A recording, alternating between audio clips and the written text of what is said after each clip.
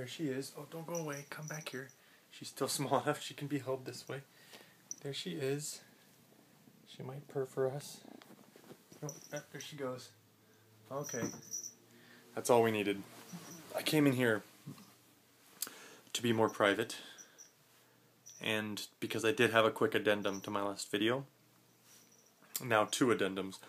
One being that I have not done a good job of keeping my dirty little video posting habit secretive, and I have no secrets. I share everything with my lady friend, but despite the fact that she says she does not want to be involved or post herself, she can't help but speak and do things while I'm trying to post my videos. So that's why I acted out at the end of the last one, and it was an act before I get called a sexist or angry or whatever. I was joking. I shouldn't have to say that, it ruins everything. But I did want to comment on, sister, for whoever watches this, besides you and I now, sister. I think it might only be us. But you're right. I have told you, and it is true, that I use you as my basis of,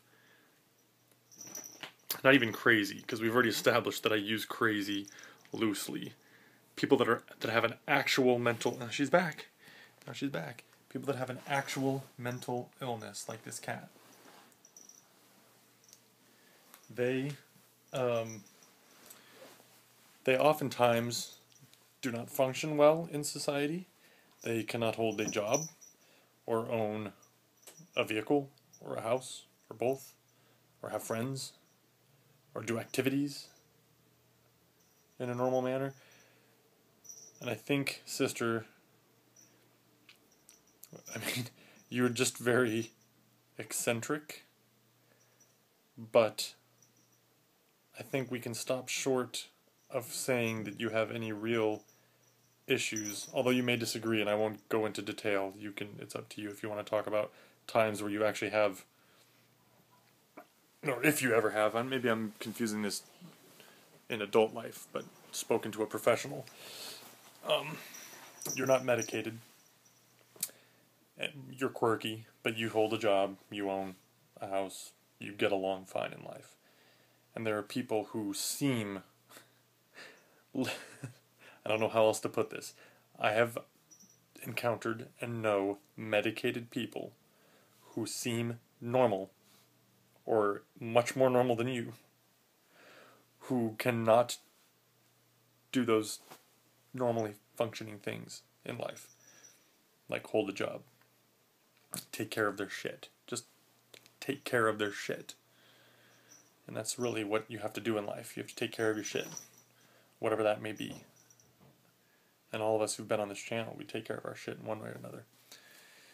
So, that's all I have to say about that, sister. Yes, I do use you as the measuring stick. And if there's anybody who cannot take care of their shit and is medicated or thinks they're crazy in any way, if they think they have problems, I have problems, and use that as an excuse. I always say, bullshit. My crazy sister can take care of her shit. But I know, then that just means it's not they're crazy. It's, if you can't take care of your shit, that's something, that's a thing as well. And that's not crazy. That's not a problem that needs medication. You just need different type of support or whatever to take care of your shit. It's totally separate from being insane. So, which is clearly what happens. People that are on the streets, that are homeless, that are out in the freezing cold, sleeping in the doorways, begging for money. Those are people who are probably crazy, actual mental instability, and can't take care of their shit. And they're the worst of it. Because if you were just down on your luck, or you didn't take care of your shit, you would probably at least have the wherewithal to go to one of the many, many shelters, or, food lines, because then you are at the point where you do what you have to do to survive. And laying in a doorway and shitting in a dumpster and begging for money is not necessary. I've learned, because I know people who volunteer at shelters that are all not at capacity here in Boston, and there's still people on the streets that don't need to be. So I'm going to go back to reading my book. Good night, iPad. Maybe next video I will read this for everyone.